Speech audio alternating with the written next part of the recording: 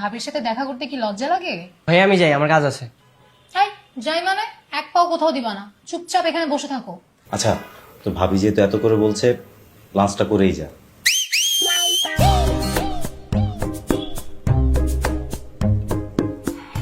কি দেব সাহেব, কিছু খাচ্ছ না যে?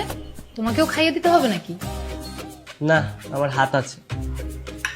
হাত তো তোমার ভাইয়ারও আছে, তাও তো তাকে খাইয়ে দিচ্ছি, কারণ খাইয়ে দিলে ভালোবাসা বাড়ে।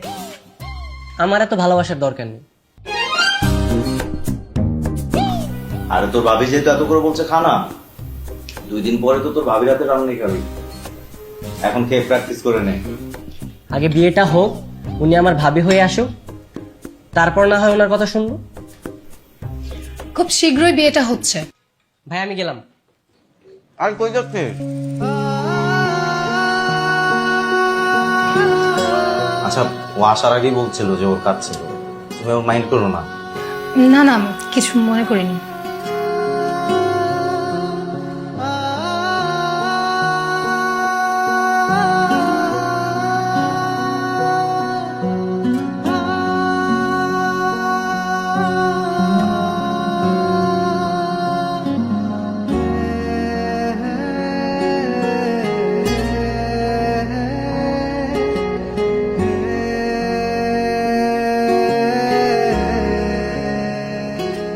আরে তোমার কথা শুনবো না তাহলে কার কথা শুনবো?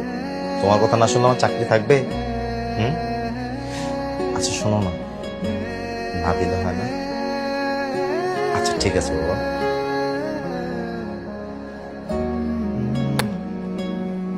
হয়েছে? আচ্ছা ঠিক আছে, এখন তাহলে ঘুমাও। রাখছি, কাল দেখা হচ্ছে।